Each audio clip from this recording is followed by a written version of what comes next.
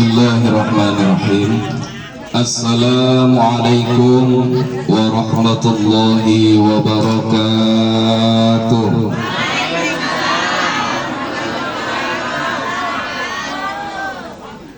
Anak ayam kejebur kolam. Udah cakep bu, udah cakep. Anak ayam kejebur kolam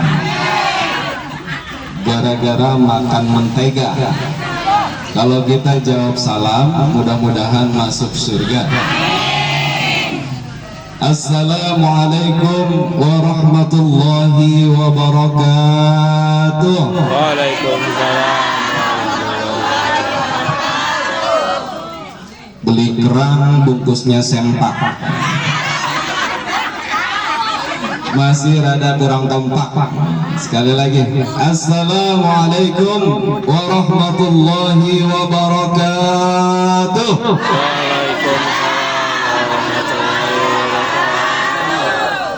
Alhamdulillah, alhamdulillahilladzi ja'ala al-islam tariqan sawiyya wa wa'ada lil mutamassikina bihi wa yanhauna fasada makanan 'aliyya. أشهد أن لا إله إلا الله وحده لا شريك له شهادة من هو خير مقاما وأحسن نديا وأشهد أن محمدا عبده ورسوله المتصف بالمكارم كبارا وصبيا اللهم صل وسلم وبارك وكرم وعظم على سيدنا وشفيعنا وحبيبنا وذخرنا ومولانا محمد صلى الله عليه وسلم وعلى آله وصحبه الذين يحسنون إسلامهم ولم يفعلوا شيئا فريا أما بعد. قال الله تعالى في كتابه الكريم وهو أصدق القائلين تبركا بذكره أعوذ بالله من الشيطان الرجيم بسم الله الرحمن الرحيم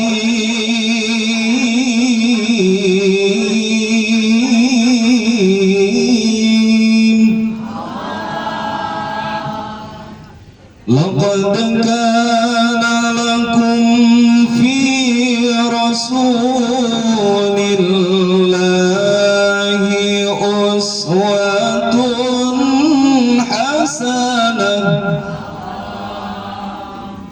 لمن كان يرجو الله واليوم الآخر وذكر الله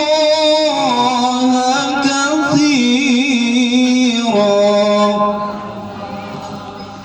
وقال النبي صلى الله عليه وسلم نبي الحبيب الكريم ونحن على ذلك من الشاهدين الشاكرين والحمد لله رب العالمين والحمد لله رب العالمين. Alhamdulillah, segala puja beserta puji syukur kita panjatkan kehadirat Allah Subhanahu wa taala yang atas kudrah dan iradahnya kita semua dapat berkumpul, bermuajahah, bersilaturahmi dalam rangkaian acara peringatan Maulid Nabi Muhammad sallallahu alaihi wasallam sekaligus acara haul daripada ayahanda Bapak Abdul Ghani bin Haji Husin yang mudah-mudahan beliau oleh Allah Subhanahu wa taala diampuni segala dosa-dosanya, amin, diluaskan kuburannya, diterima amal ibadahnya dan dijadikan termasuk min ahlil khair. Kita kirim surah Al-Fatihah untuk beliau ya, khususan ila almarhum Al-Faqir Bapak Haji Abdul Ghani bin Haji Husin. Allahumma gfir lahu warhamhu wa'afihi wa'afanhu waj'alhu jannata maswahu. Al-Fatihah. A'udzu billahi minasyaitonir rajim. Bismillahirrahmanirrahim. Alhamdulillahi rabbil alamin arrahmanir rahim الرحيم مالك يوم الدين إياك نعبد وإياك نستعين اهدنا الصراط المستقيم صراط الذين أنعمت عليهم غير المغضوب عليهم ولا الضالين. Salawat beriring salam, semoga selalu dan limpahkan kepada baginda Rasul penutup Khatamil Anbiya'i wal Mursalin, khairil makhluqat, Sayyidina wa Maulana Muhammad sallallahu alaihi wasallam, beserta kepada para keluarganya, para sahabatnya, para pengikutnya, hingga kita nanti sampai akhir zaman nanti, yang mudah-mudahan kita semua selalu senantiasa setia menjalankan syariatnya hingga akhir hayat nanti. Yang saya hormati Al-Mukarram, Al-Mukhtaram, para sesepuh, para tokoh masyarakat, para guru ngaji khususnya, yang mudah-mudahan oleh Allah Subhanahu wa Ta'ala berikan keistiqomahan. Yang saya hormati kepada para aparatur pemerintahan, dari mulai, karena ini ibu-ibu, mungkin Bu RT ya, ada Bu RT, Bu RT, terus Bu RW ada, ya Bu RW, Bu Lurah ada, Bu Lurah ada, camat ada, ya Bu rumah tangga. Ya, mudah-mudahan beliau semua dijadikan oleh Allah Subhanahu wa Ta'ala pemimpin yang siddiq, amanah, tablik, fatonah, sakinah, mawadah, warahmah. Mobil khusus kepada akhinal kiram Bapak Haji Dairobi, yang alhamdulillah setelah sekian lama saya dipertemukan kembali oleh beliau. Waktu itu dia mau berangkat haji, minta doa ke saya. Begitu saya tahu dia pengen berangkat haji, akhirnya minta doanya banyakan saya ke dia. Iya, termasuk tadi tuh dia nyindir jodoh. Masya Allah. Ya, kita doakan beliau, mudah-mudahan beliau dilancarkan segala usahanya, diberkahkan dalam hidupnya, serta rumah tangganya dijadikan keluarga yang sakinah, mawadah, warahmah. Bahkan tadi kita didoakan oleh beliau agar ibu-ibu yang di mari ini cepat dipanggil sama Allah.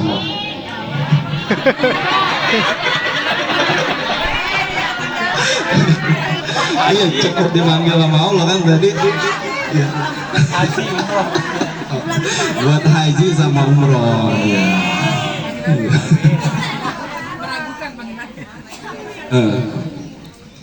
Dan yang saya hormati para jamaah kaum muslimin, ibu-ibu majelis taklim Al-Barakah tadi ya, Al-Barakah, sama majelis duha yang tidak bisa saya sebutkan namanya satu persatu, namun insya Allah tidak mengurangi rasa hormat dan ta'zim saya, tetap yang saya hormati. Para jemaah kaum muslimin rahimakumullah, mungkin sebelum kita ngalor ngidul ngulon wetan, karena ini acara Maulid Nabi, kita dapetin dulu poin maulidnya dengan pembacaan selawat. Ya, mudah-mudahan dengan ekspresi rasa cinta kita kepada beliau dengan selawat, kita diakui oleh beliau di akhirat nanti. Karena yuhsyarul mar'u ma'aman ahabba, seseorang nanti akan di padang mahsyar bersama dengan apa yang ia cintai. Kalau kita ngadain maulid seperti ini, bodoh amat orang lain mau bilang bid'ah, bid'ah, bid'ah. Kalau perlu dijajalin pakai pisang Ambon. Nah, bodoh amat. Yang penting kita mengekspresikan rasa cinta kita kepada Nabi. Karena dengan ekspresi cinta itu, bahkan Allah memerintahkan, "Qul in kuntum tuhibbunallah fattabi'uni." Kata Allah, kalau kamu cinta Allah harus ngikutin Nabi. Maka untuk poin pokoknya kita baca salawat dulu, nggak apa-apa Bu? Allahumma salli wa sallim wa barik alaihi. sallallahu ala Muhammad, sallallahu alaihi wasallam, sallallahu ala Muhammad, sallallahu alaihi wasallam. Ya Nabi salam alaika, ya Rasul salam alaika, ya Habib salam alaika, salawatullah alaika, sallallahu ala Muhammad, sallallahu alaihi wasallam, sallallahu ala Muhammad,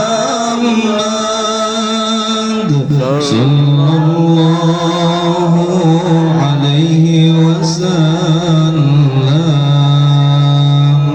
Anta syamsun anta badrun, anta nurun fawqa nuri, anta syamsun anta badrun, anta nurun fawqa nuri, anta iksir wa dhalli, anta misbahu suduri, sallallahu ala Muhammad, sallallahu alaihi wasallam, sallallahu ala Muhammad,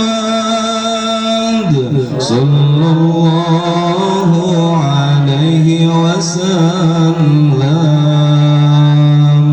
Ya Habibi ya Muhammad,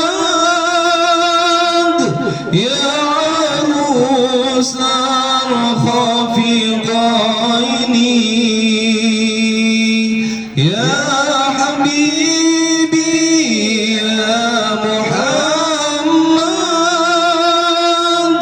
ya arusal khafiqaini, ya muayyad ya mumajjad, ya imam al-qiblataini, sallallahu ala Muhammad, sallallahu alaihi wasallam, sallallahu ala Muhammad, sallallahu alaihi wasallam. Allahumma sholli wa sallim barik alaihi. Allah Subhanahu wa ta'ala. Ini makanya ibu-ibu bisa datang dari rumah kemari. Itu karena apa, Bu? Mencari ridho Allah. Karena masih dikasih hidup sama Allah. Ilok ada yang tadi di rumahnya udah mati terus ngeloyok ke sini. Ngeloyok. Ada. Kalau ada ini mohon maaf kita bisa kabur ini semua. Kayak guru TK dia ngajarin anak TK. Anak-anak, nun mati ketemu bak, apa yang terjadi? Kata anak-anaknya kabur. Nun mati ketemu ba. Apa itu bu hukumnya bu? Hah? Iklab. Iklab. Iklab artinya apa iklab? Tajwid. Iklab apa arti iklab? Melebur. Ya melebur. Karena anak TK yang jawab kabur. Kalau izhar apa izhar? Jelas. Kalau ikhfa, nah samar, samar. Idgham apa artinya idgham? Idgham. Idgham itu memasukkan.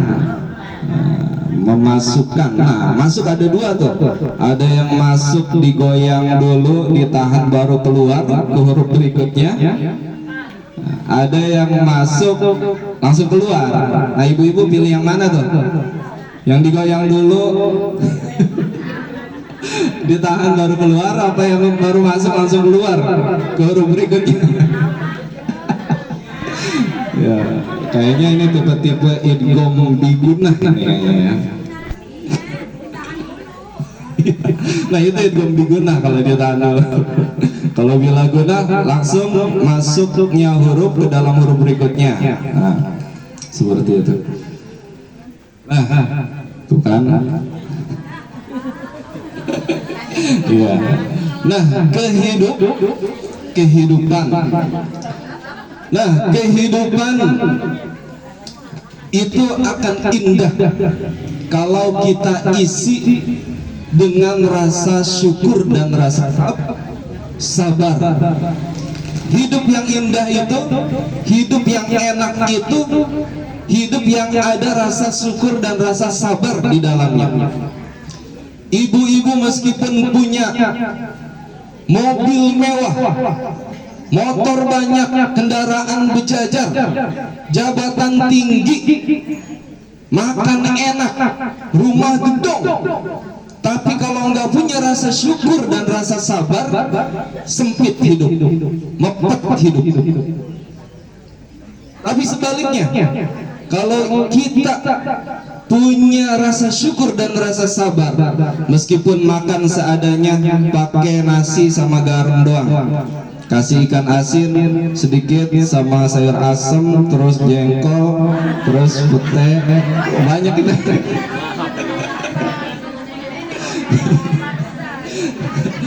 Nah, iya, terus boro-boro kendaraan mewah, boro-boro mobil mewah, motor mewah, yang ada cuman motor butut. Jangankan bayar pajak, bikin SIM, surat-surat motornya kayak kagak ada. Iya, terus duit boro-boro banyak, yang ada kita ngutang, kita minjem ke tetangga. Tapi apa? Tapi kita punya rasa sabar dan rasa syukur, itu luas, hidup lega kalau punya rasa sabar dan rasa syukur. Rasa syukur. Punya istri nyuciin baju celana suami, nyikatin celananya, pas nyikatin tiba-tiba ada cepean 200-an, gopean, ribuan, kenceringan, dikumpulin sama istri itu. Pas selesai nyuci bilang ke suaminya, "Pak, tadi mama habis nyuci celana papa, nih ada duit tadi. Ya, ini siapa tahu bisa nambahin beli rokok, dapatlah setengah batang mah." Iya, cepean 200-an, gope 1000, berapa tuh? 1800. Rokok sekarang udah berapa? Setengah batang berarti benar. Nah, masya Allah itu kalau punya istri kayak gitu ya, masya Allah. Besoknya dites sama suami, pakai duit 100 ribuan, 10 lembar, ditaruh di celana, terus ditaruh di pakaian kotor sana. Kira-kira apa yang terjadi, Bu? Kalau ibu-ibu jadi istrinya, apa itu yang terjadi? Duit kasih yang 100.000 di duit hilang, celana kagak dicuci. Iya, masya Allah. Itu rasa syukur dan rasa sabar. Nah, kalau bisa rasa syukur dan rasa sabar itu kita kemas, kita bungkus dalam ketawakalan. Syukur dan sabar kita bungkus dalam ketawakalan. Kalau tawakal itu bahasa kitab, kalau bahasa kitanya pasrah. Iya Ustadz, ngomong mah enak, tawakal aja, pasrah aja. Prakteknya prakteknya kalau kata orang Sunda mah hese ada orang Sunda sini ya, bahkan bukan hese lagi, hese. Iya, tapi susah juga buat yang kagak ngaji, ya Bu. Ya susah juga buat yang kagak ngaji. Kalau ibu-ibu yang di sini mah ngaji, insya Allah kalau ngaji mah ya susah juga. Iya susah, emang tawakal pasrah gampang. Tapi dengan kita ngaji, insya Allah setidaknya minimal kita tahu dan udah gugur dari kewajiban. Karena ngaji yang diperintahkan sama Allah. Bisa nggak bisanya ke depan tergantung niat dan usaha kita yang dilihat sama Allah. Udah masalah prakteknya mah nanti kita pasrah dan tawakalnya masing-masing aja. Yang penting kita ngaji. Nah, ya mudah-mudahan nih pengajian ini awet nih. Nah, bicara tawakal kita harus benar-benar belajar dan tahu dan ada gurunya. Nah, bicara tawakal ada seorang ulama yang masyhur di zamannya, yang udah bisa pasrah-pasrahan sama Allah, yang udah bisa tawakal sama Allah. Bahkan saking masyhurnya itu ulama pada zamannya dijadikan rujukan, dijadikan suri tauladan. Banyak orang yang pengen belajar dan pengen bisa kayak beliau. Namanya adalah Syekh Hatim Al-Asam. Syekh Hatim Al-Asam. Al-Asam itu julukan, panggilan, artinya budak. Seorang ulama punya gelar budak tuli. Tuh. Tapi orangnya nggak budak, nggak tuli. Tapi dia dapat gelar budak sama tuli. Kenapa? Karena waktu itu ada perempuan, kisahnya tuh, ada perempuan datang pengen nanya sesuatu sama beliau. Pas lagi nanya, keceplosan, tiba-tiba dut aja, ceplosan tuh. Pas lagi nanya tiba-tiba kentut, udah gitu nyaring kentutnya. Nah, apa yang terjadi? Si perempuan itu langsung mukanya merah. Karena apa? Malu tuh. Wah, langsung mati gaya dia. Langsung mati gaya di depan Syekh Hatim Al-Asam. Tapi Syekh Hatim Al-Asamnya tanpa ekspresi, diam. Tiba-tiba ngomong, coba Neng kencengin lagi. Kencengin lagi Neng. Bukan kentutnya, maksudnya pertanyaannya. Coba kencengin lagi pertanyaannya. Ini nggak denger nih. Dia pura-pura budak. Akhirnya si perempuan itu apa? Pede lagi. Karena dia yakin si Hatim Al-Asam ini nggak dengar. Oh, rupanya kiai ini budak. Akhirnya dia pede lagi. Padahal Hatim Al-Asam mah buset, ngedenger udah kencang, terus rada bau petek sama jengkol. Tapi itu hebatnya orang dulu bisa seperti itu, rela dikatain budak, dikatain tuli demi menjaga perasaan orang. Masya Allah. Itu coba kalau orang sekarang Bu, Kalau di depan mah iya biasa aja. Kita biasa aja ketawa ketiwi, pulang rumah aja lihat HP, statusnya lihat. Suwe, gue lagi asik-asik ngobrol, kentutin, kentutnya bau jengkol lagi. Nah, itu orang sekarang sama orang dulu. Kalau kita tafakurin dosanya, masya Allah. Kalau orang dulu gibah, sama dosa. Tapi mungkin orang dulu mah paling banyak ya setempat itu aja kali Bu ya. 5 orang, 10 orang, 15, paling banyak 20 di tempat itu aja tuh ngegibah. Insya Allah di sini mah nggak ada Bu ya. Insya Allah itu mah jauh di Cikumpak tuh, cuman KTP-nya ada di sini nih. Itu orang dulu mah begitu dosanya, meskipun sama-sama dosa. Nah, kalau orang sekarang nih yang saya khawatirin itu karena media sosial, bukan satu tempat lagi, sedunia bisa tahu, bisa keajak-ajak. Itu gimana itu nanggung dosanya coba. Masya Allah. Ya mudah-mudahan kita dihindari dari hal seperti itu. Nah, kembali lagi ke Syekh Hatim Al-Asam ya.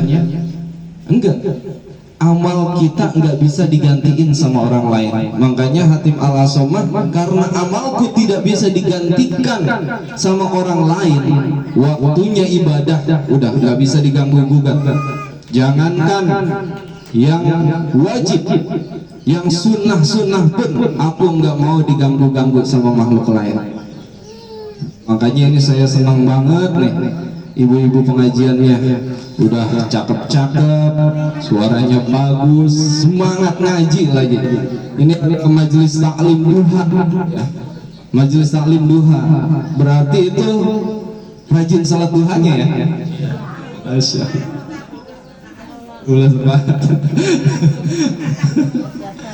Saya yakin kalau majelisnya aja udah namanya duha, ini hadirin di sini semuanya orang kaya semua. Amin. Kayak ragu-ragu.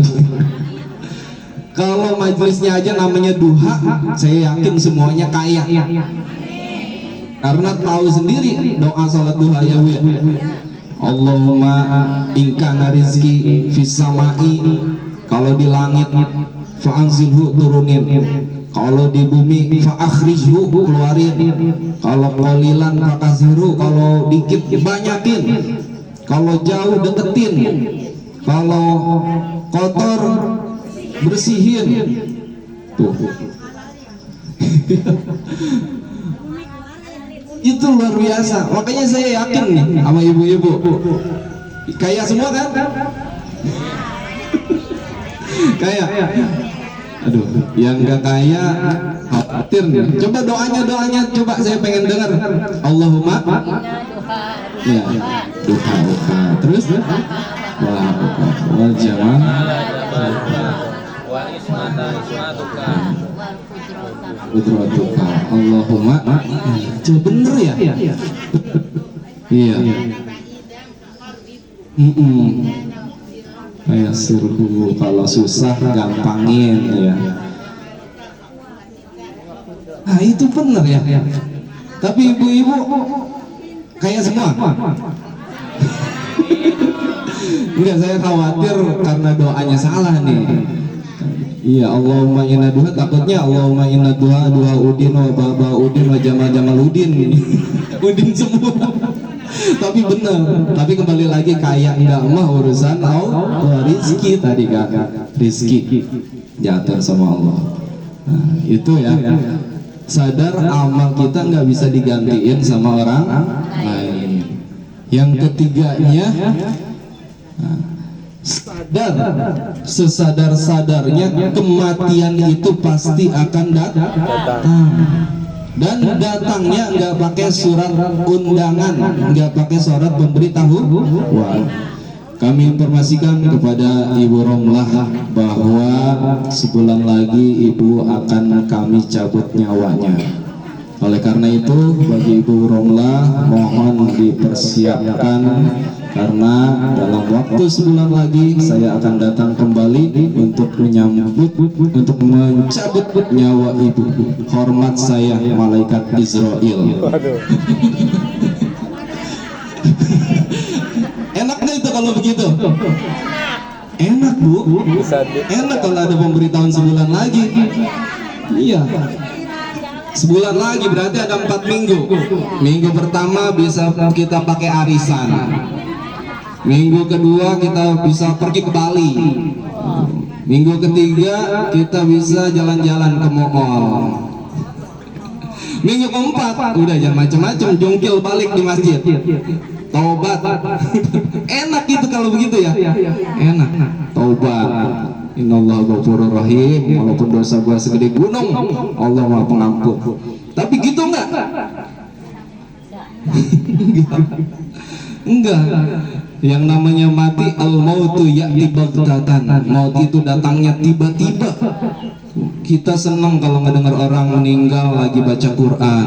Kita senang kalau ngedengar orang meninggal lagi sholat, lagi ngaji, lagi ibadah. Senang tuh. Min alamati sa'adah, alamat selamat.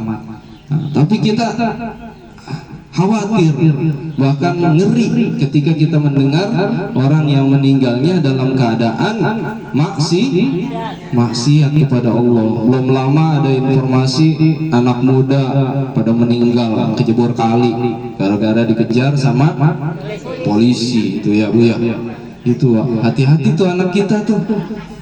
Iya, kalau bisa anak kita pesantrenin, mudah-mudahan itu jadi bekal amal ibadah kita ketika anak kita dipesantrenin.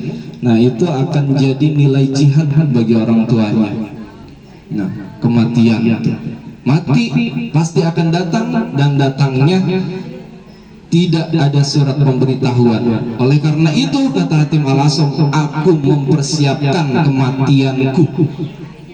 Bahkan Hatim Al-Asam ini katanya menurut kisah setiap hari itu dikasih pertanyaan sama iblis. Hatim, kamu makan apa? Terus pakai pakaian apa? Terus tinggal di mana? Kata Hatim Al-Asam, makanan gua mati, pakaian gua kafan, tempat tinggal gua kuburan. Wah, ngacir tuh setan. Nggak bisa ngomong apa-apa.